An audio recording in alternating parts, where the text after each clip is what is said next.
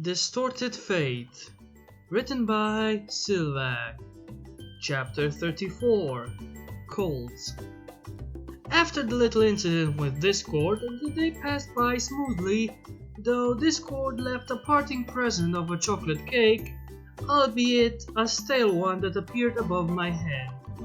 A low blow to taunt my weight problem with the inedible cake.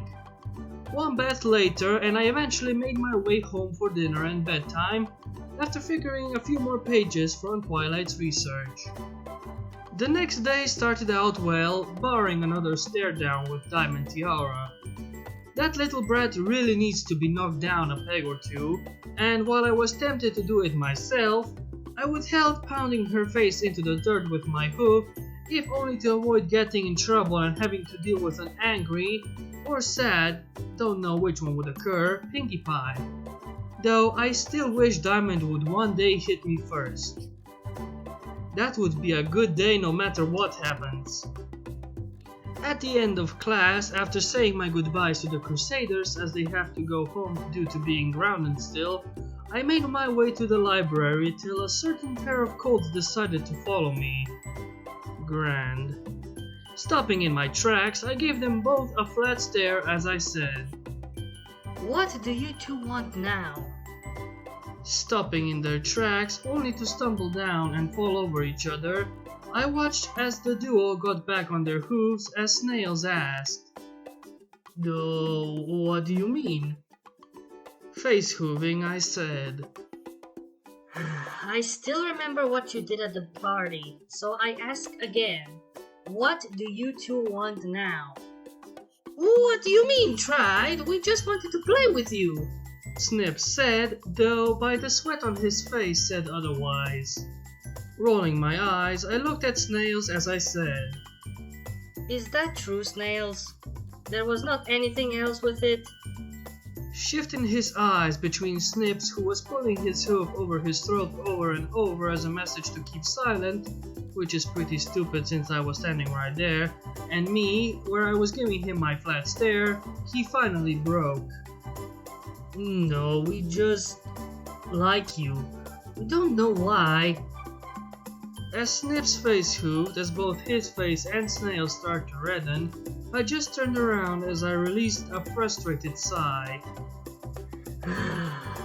Figures you two would have feelings. Do any other colts have feelings for me? I asked as I gave both a sickened look.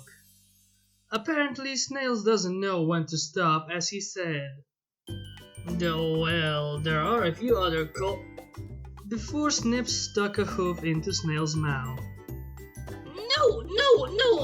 No one likes you. I don't like you. I mean,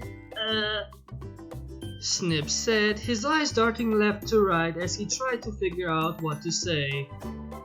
Face hooving again, I said, Sweet Celestia, what do you two take me for? An empty-headed fool? Taking a deep breath, I continued, Look, you two, I will not be interested in either of you or any other colts that may be interested in me. So if there is some sort of thing being spread around that involves me, to which I hope to Celestia isn't happening, I am not interested in colts or dating colts or any personal time with colts. Understand? The two of them looked at me, dumbfounded for a moment, that I thought that what I just said flew over their heads, until Snail said, "Oh, so you like fillies then? That explains it." Wait, what? I did not... You're right, Snails! That makes a lot of sense. No wonder Ethan doesn't want to hang out with us but plays with the Crusaders so much. Snips replied, What? That has nothing to do with... "We got to tell the others about this," Snail said, to which Snips nodded to before the duo ran off. Wait, I did not say... Gah! Fucking dumbasses! I said, reverting to my native tongue for the last two words. Shaking my head at them, I knew that whatever those two are going to do, it was only gonna cause me more headache in the long run. The only bright side to the situation was that it would help keep some colts off my back, though I really didn't want to know how many fillies may start to see me as being on the market. Ready, Aether? Twilight asked. How can a pony that is not a Pegasus be ready for this? I replied as I stood on a chair, staring at the cloud that Twilight brought in. Twilight said that while the cloud walking spell may be a bit unusual for a filly to learn, she had started to think that magic was involved with my special talent. I, on the other hand, believed it was more of ponies being too narrow-minded in their capabilities based on their cutie marks. Is there any way I could have cast the spell wrong and this ends bad? Don't be silly, a simple magic spell can't go horribly wrong. Then what do you call the smarty pants issue then? I countered. The Crusaders told you about that, didn't they? Mimicking Apple Bloom's older brother, I replied. Yep. Just jump already. Twilight deadpanned. Chuckling at Twilight's discomfort, I made my jump. Guess I hadn't followed Twilight's example in magic as I landed on the cloud. Huh, guess it worked after all. I said as I poked at the cloud with my hoof, seeing the cloud shift from the poking. Of course it worked. You're a natural magic Aether, so stop doubting yourself. Better caution than cockiness, though I wonder why Sweetie Belle cannot do as much magic as I can. I said as I rubbed the hoof against my chin. That's because she's a few years younger than you. You might even be the oldest foal in your class. Well, geez, Twilight, thank you for reminding me how far behind I am then. I said in a deadpan tone. I didn't mean it that way. Remember your Twilight stammered. Just messing with you there. I said as I laughed at Twilight, whose face reddened at the little prank until she smirked at me. Seems like you're growing to be more and more like Pinkie as time passes, Aether. Twilight said in a smug tone. This caused me to freeze for a moment before I mentally shrugged it off as I thought to myself. Why keep fighting it? It'll probably only make it worse for me in the long run. Though, I could use this little comeback against Twilight. Looking at Twilight, I gave her the widest grin I could muster, which caused her to rear her head in surprise. Oh, really? Does that mean I will get Pinkie sense too? After seeing Pinkie's natural defiance of the laws of reality, learning about her Pinkie sense wasn't as bad, though it does cause me headaches from time to time on her more outrageous predictions. Or maybe do the things that only Pinkie can do? I said, causing Twilight's eyes to widen at the horror of a foal becoming just like Pinkie. Though I have to admit, 2 Pinkie Pies wouldn't end well in both the short and long term. Shaking her head, Twilight said, What? No, you can't develop Pinkie sense, nor do what she can. Hopefully. Breaking my grin, I started to laugh at her, causing her to frown and furrow her brow into an expression of annoyance, until I suddenly fell out of the cloud.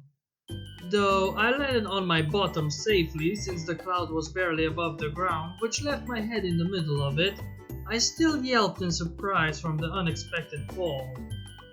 As I batted the cloud away from my face, not only did I hear Twilight trying to stifle a laugh at my expense, but I also heard Spike laughing from nearby. Letting out a sigh, I let him have his mirth since I already had a lot of my own at Twilight's expense. After the laughter died down, I asked, Was the spell supposed to last that long? It only lasted that long since it was just your first time. A more experienced unicorn would be able to cast the spell to have a much longer duration. Twilight answered as Spike approached her with a scroll in his hand. Hey Twilight, you got another letter from the princess, Spike said as he held out the letter. Oh, Well, excuse me, Aether. I need to attend to Princess Celestia's letter. Do you mind keeping Aether company in the meantime, Spike? Twilight asked as she took the scroll with her magic. Sure, I can hang with her for a moment, Spike said with a shrug. Twilight smiled and said her thanks to him before heading upstairs. Looking at me, Spike said, While you falling through the cloud like that was funny, you are getting pretty good at magic, Aether. Tilting my head at him, I said, Thank you, but please do not start thinking I am some sort of magic prodigy like Twilight does. Huh? What's wrong with Twilight thinking you could be? Well, while it is nice to think that I could be one, that would also put bigger expectations on me. I would just rather think that just my way of looking at things is what is giving me an edge. Your way of looking at things? What do you mean by that? Yeah, maybe. I cannot be sure on that though. It's just an assumption since it may be possible for the unicorn fillies to be as good as I am. Though I think their obsession with their cutie marks may be what is hampering their ability to perform more magic. Blinking in surprise, Spike said, It sounds like you don't care about cutie marks that much. Which is weird since you're part of the Crusaders. Oh no, it's not like that. I just think that one should not put all their focus on finding their cutie mark and becoming what it tells them to be. I rather just stay open-minded. While I know that when I get my cutie mark, it will help me find out what I can be best in, I rather not just stick to the path and not try new things. The Crusaders are like that in a way though, trying as many new things as they can, though it is all for their hunt for their cutie marks for the most part. Oh, I get what you mean. Like when that explosion happened over a month ago, I thought aliens were invading, but I thought that couldn't happen. Rubbing my chin, I thought to myself, Twilight is sort of right, but I hope that your beliefs never become true, Spike. You could be right, but since we all only have, broken parts of whatever came down, who can say what really occurred? I said as I made a mental note to find out what their word for wreckage is. Though I honestly hope you are wrong. Looking downcast, Spike asked, Oh, why do you want me to be wrong? Spike, do you really want to be right about aliens invading? Spike opened his mouth before closing it for a moment until he scratched the back of his head as he replied, Huh, I guess you have a point there. Though there is one thing about you that is a bit off. What about me is bothering you? Well, you're getting pretty good at equestrian, but even though you know words like assumption and hampering, you still don't say words like don't or can't. What's up with that? Spike asked. Well, you actually have a good point there. I just think it is part of the translation in my head still. It is easier for more singular words and past tense, but I have language issues with combining two words together. Though, you are right, I really need to get working on that soon. I replied. It wasn't long afterwards for Twilight to return, at which point I said my goodbyes to Spike as I returned to my magic practice, while he went out to pay a visit to Rarity. Before too long, it was approaching dinner time. I gave Twilight my farewell before returning home, where I had dinner with the rest of, well, my new family, I guess. While I did tell Pinky about how my day went, I chose to withhold the little situation with Snails and Snips, for I felt it would be better if I fixed that mess alone. Hopefully it won't blow out of proportion and result in every filly in town hitting on me. Why in sweet Celestia did I have to think about that? Damn it all. And so concludes another chapter of Distorted Fate. I hope you had a good time while listening to it, And I will direct you to please like, subscribe, and join my Discord, as I am still very lonely there, and you can get exclusive content that you cannot get on the channel. Like maybe some behind the scenes stuff, like maybe even some live readings of certain books that I do not plan on uploading to the channel, and just having some good time. But now, due to popular demand, and because I actually kind of forgot, I am going to return with, you know it, you love it, the daily dose of brainwashing.